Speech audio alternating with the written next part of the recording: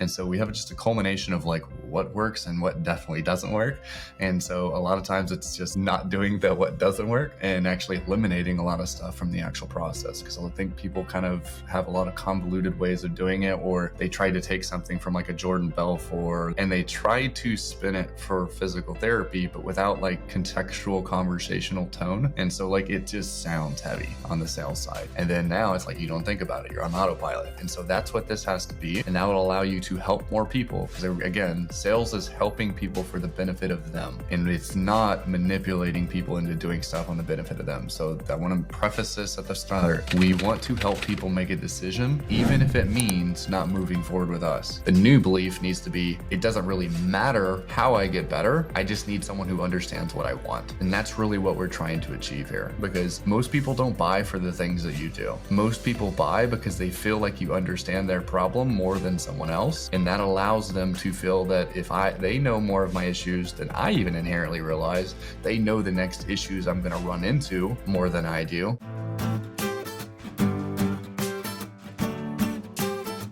Hey, how's it going, Rehab CEOs? This is Dr. Joey Allbritton. So we're actually going to be doing a new series for y'all. So a lot of people ask me a lot of stuff on sales, and we've helped a lot of people around the nation install a lot of our systems in sales, and really over hundreds of clinics at this point. And so what we are doing is we're creating an entire objection series, because whether it's for front office, whether it's for providers, realistically, you pretty much have to know these like the back of your hand. And so there's, of course, a lot of ways we can pre-handle these things, but for someone to say you can pre-handle all of these is kind of ridiculous. And so you have to know these things, and you should be able to practice these, role play these, do all these things where it's going to be significantly easier. So that may take you from like an 80% close rate up to a 90. Or that may take you from a 40 to a 60, depending on kind of where they're coming from and some of those things. And so it's not just 1 point though, because if we can get a 5% lift on the call and then a 5% lift on the actual conversion into a plan of care, it makes a big difference, where a lot of people only look at either the front office or they only look at the provider side. And really, we need to look at both of these. And so we've already mapped out, I think last I counted, there's over 43 here just for front office. And so there's some of these that we're going to be going out. We're going to be trying to push these out like daily at this point. And then once we got to get them all together, we're going to actually bundle them all up for y'all. So that way it's easier for y'all to kind of go through all of this.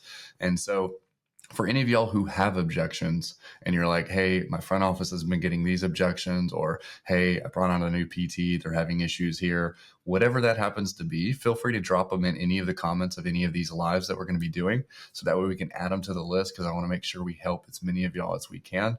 And so, like I said, this is just a culmination of hundreds of clinics. We do 2 sales calls a week with all of our clinics. So it's front office and providers on there. We do call recordings, we do call reviews. This is what Robbie did in his clinics. And so we have just a culmination of like what works and what definitely doesn't work.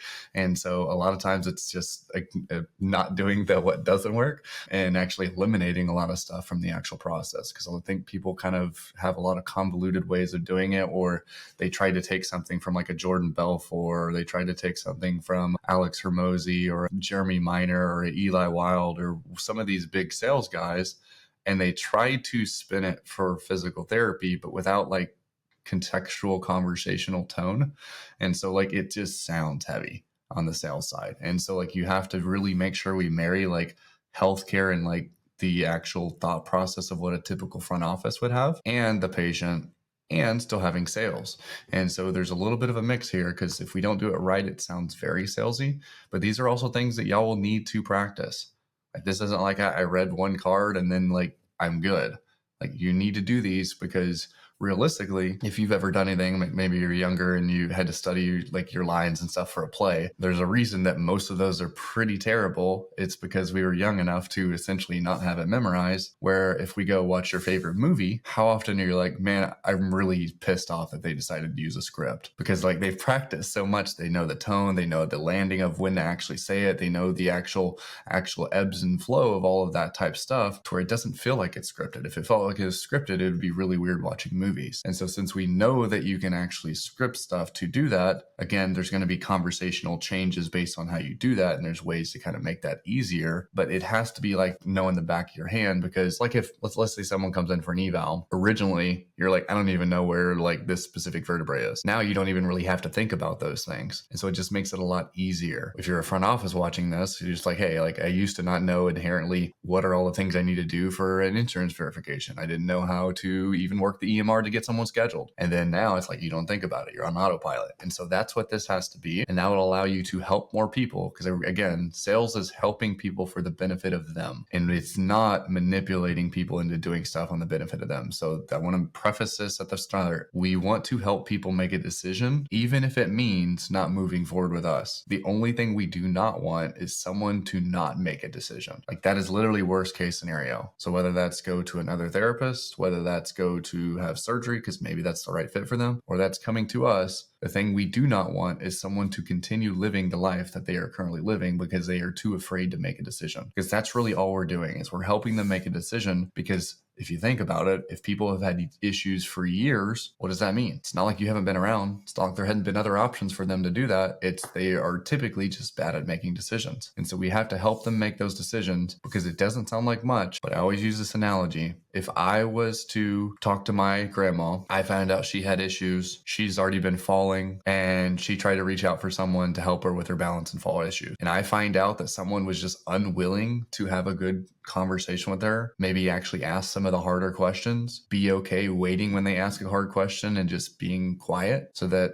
my grandma can sit in the issue that she's there, knowing that a third of people who fall die, knowing that a third of people lose some level of dependence. So walking to cane, cane to walker, walker to wheelchair, wheelchair to not being able to walk at all, and a third of them get better. So when I hear those stats, those are the things as a front office that you're able to actually start to overcome. And it allows you to truly make a change in the impact there. And one little note, I'll tell every single one of you, you're not going to feel comfortable with it at the start, and that's okay. But when you finally have one of those good conversations and you're like, that person definitely wouldn't have actually moved forward if it wasn't for me having a good conversation with them, follow them through their plan of care. You're going to see that person who would have had to live their life that way and or get a worse alternative. A lot of times there is a worse alternative of surgery that they shouldn't be getting addicted to pain meds, going to a therapy clinic down the street that you know always has really bad results, or just living with it. So that's one of the worst results they could get, but you will now be able to watch them go through their transformation and realize that is what the front office was able to do. It's not, oh, I scheduled someone or anything like that. Physical therapists cannot change people's life unless a front office gets them on the schedule. And so I think people a lot of times don't know the gravity of how much a front office can actually impact a clinic. If you're having conviction issues of like, I don't really know, I'll also challenge you to daily go read some of your 5-star reviews, because it will give you a lot more oomph when it comes to calling that 5th person, calling that 15th person, talking to that person who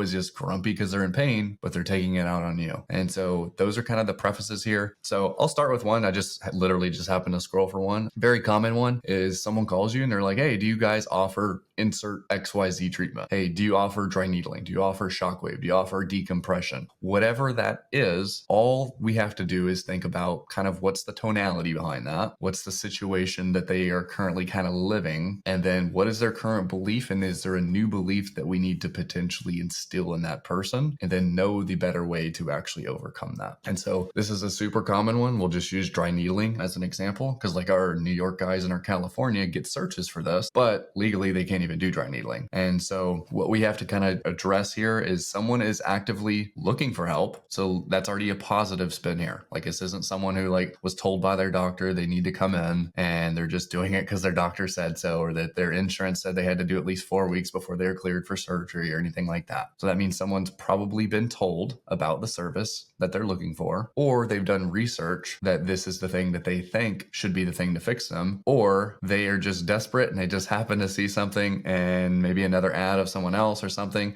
And so we kind of have to have context of, was it a referral? Are they searching for it? What's their research? What's their knowledge there? And then right now, the current belief in their head is either this is 100% the only way that I can be fixed, because maybe they've tried a lot of other things, or this is something that they want to try, but they still don't even really know if it works. And so we kind of have to have an idea of that, so that way we can start to break the belief here. And so one of the typically the easiest ways to actually open up this conversation, because most of the time we have a preconceived notion of what they think versus what is actually happening. And we just need more context. Like, we need more ammo in the belt so that way we actually have some backup here, because otherwise we're going to potentially go into conversations that don't need to be had, which actually gives them more things to say, I don't really know. I'm going to look around. I'm going to go check out other people, blah, blah, blah. And so if someone says like, hey, do you take dry needling? You at that point need to just be like, oh, so you're interested in dry needling. Just so I have a better idea, what are you hoping the dry needling will help you with? That's the first step. So it's like you acknowledge the question, but you also need to make sure there's the context there. It's a very logical way to answer that. A lot of times people will just be like, nope, we don't offer that. And then like they've pretty much shut off the conversation. It's the same thing as insurance. Like, hey, do you take Blue Cross Blue Shield? It's like, hey, we do have a lot of patients who have Blue Cross Blue Shield, but before we get into the weeds of insurance, do you mind if I ask you a couple questions? And so we're asking them, what are they hoping it can achieve? And so they're like, oh, well, like I've been having pain with my shoulder. I've been having pain with this, blah, blah, blah, whatever the actual reason is. You can then say, okay. And so for dry needling, I know you specifically asked for that. Is that something that maybe someone told you needed to do? Or is that something you've just been researching? Or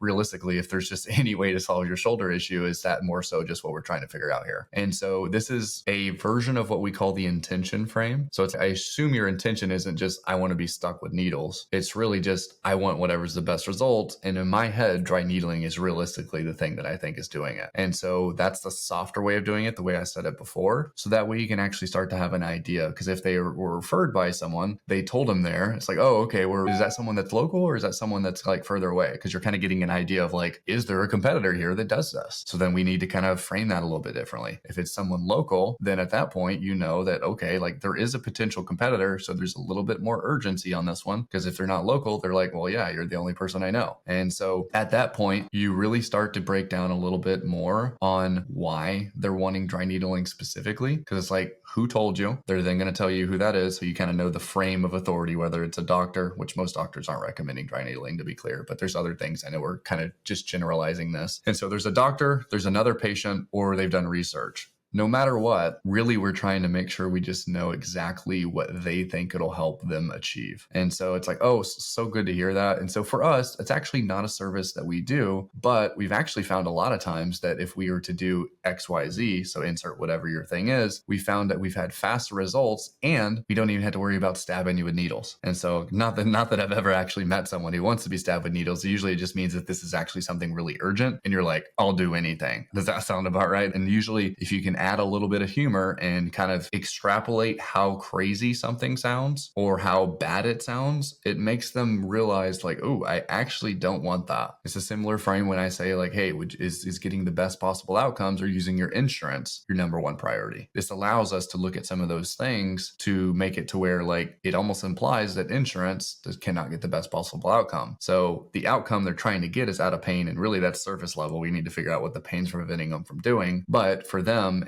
we're making it sound like, hey, dry needling is really, really rough, or decompression, which most of y'all can do some type of traction or something if they really want a decompression. But if we're getting into decompression, be like, oh, so like you're just more so wanting someone to really like stretch you really hard, and just like, is that pretty much all you're kind of wanting? You just feel like you need to be stretched more? Or like, I guess, what are you hoping that it can do? And as you kind of see, I even kind of tilt my head a little bit when I start to ask questions, as though like I genuinely want to understand where you're coming from. And so after you've gone through a couple of those things, again, context is a little bit harder without me actually having someone do this, but that allows us to know like, okay, they're having issues with their shoulder. They want to try something. Realistically, by the time you frame it this way of like, do you want to get stabbed, or are you open to other options? Because essentially by you saying, are you open to other options that don't require that? Or are you looking for options that can get you better and you don't really care the way it happens? You just want to make sure that it actually works for you. That allows them to say like, yes, like I just want to find a way to get this going. It's like, okay, well, I mean, I guess, what have you tried in the past? What is it preventing you from doing? What are your actual expectations of physical therapy? Oh, what did you like about that before? Have you ever tried physical therapy before? And so I definitely think everything that we've talked talked about today, it's definitely something that we can fix. We actually have Dr. So-and-so who specializes in XYZ. And so for you, I mean, unless you're just like diehard, I want to get stabbed by the needles and do all that type stuff, I think there's a way we could do that actually would probably be a lot cheaper too. Is that something that you'd be interested in hearing more about? And so there's a lot of times, like I said, I've got guys who I've got someone who's got a cryotherapy on their website because they're like, I just want every single service that has search volume. And they're like, I don't have it. I literally the closest thing to cryotherapy I have is a cold pack. I've got people who put dry needling on their website and they don't offer dry needling because they get traffic from that. And so there's things that people are searching. And if we don't have them on our website, we're effectively saying by default, I don't want to show up for those. And so if we have a way to do that, there's really no reason you shouldn't have those things. So that way you can actually have these conversations, because that's all we're needing to do is help walk them through that the current belief of I can only get better by dry needling, and or I think maybe I can get better with dry needling. The new belief needs to be, it doesn't really matter how I get better. I just need someone who understands what I want. And that's really what we're trying to achieve here. And so for them, you've bridged enough of that point to get to a normal conversation. By then they've forgotten realistically that they called for dry needling, because most people don't buy for the things that you do. Most people buy because they feel like you understand their problem more than someone else. And that allows them to feel that if they know more of my issues than I even inherently realize, they know the next issues I'm going to run into more than I do. It's kind of unrealistic that they also haven't done this enough to actually know how to get someone better. And some of the things that I did when I actually had that kind of spiel a little bit earlier, I said with certainty that I could help them. I edified one of the doctors of physical therapy, and I made sure that they understood that they could do that, but I still was very soft in asking if they wanted to know more. So that way it's a yes there, a yes there, a yes there. So we start to build that yes momentum to where someone then it's very logical for them to want to come. The good thing in this scenario, almost anytime you're having someone search for some specific service, majority of those are cash based. So really expenses shouldn't be an issue, whether you're insurance or cash based. These are typically your easiest buyers. The other thing you have to also think about though with this specific objection is some of these, it means they're also looking for something that's more passive in modalities. They just want to sit there, get stabbed, they're good, and move on. So if you're someone who's very exercise based, you may need to at least address that on the back end. It's probably not something I get too heavily on the front end, but on the back end, when we have a provider coming in, we want to make sure they're not just looking for hey, I need one dry needling session and I'm good. I don't want to actually do any exercises. If you're super exercise based, we probably need to break some of those beliefs. And so as you'll realize, when we break one belief, really, it probably just opens up another belief that needs to be broken. But if I don't have to, I don't want to bring up beliefs that I think will actually not necessarily prevent someone from moving forward, at least at that point. But we do need to continue handling those over time, because if we don't, you're going to end up with a 3 or 4 visit length of stay on that person. And so you bring up just as many beliefs as you feel like you have to. Otherwise, you ignore them. And realistically, the least amount you have to break, the better. And if you have a hard time doing that, that means either we need to improve the website to where it has more belief breaking ability. Our follow-up needs to have more there between our eval to our plan of care, our lead to our eval. There needs to be stuff. And even while we have people intra-visit, there should be emails and texts and stuff like that, educating them on the things that are typically happening during those. So we start to have a system of just breaking beliefs all the time. Most people think, oh, we got testimonials. That's the only way to break beliefs. But there are a lot of different ways. So we have to start thinking about these things. But having the good conversations like this is honestly one of the fastest ways to do that, because they just start to build more certainty with you and within themselves and within the process of actually going through physical therapy. So for any of y'all, if this was helpful on this one, again, this is one of 40 that I just wrote out already, but there's probably close to 100 when we actually get them all said and done. This was just the first list when we sent it out to our clients of hey, what are the issues you're having? So we're going to be going through a full series on here. I would expect one of these to come out literally every day for a good amount of time. And so if y'all have any more that you're hey, I'm just getting crushed by this specific objection, just make sure you comment it below. We'll add it to our list, and then we'll kind of start to try to prioritize based on how many times we're seeing that to be a recurring one. And then we'll continue to help your front office and your providers so that we can continue to help more people. All right. Y'all have a good one.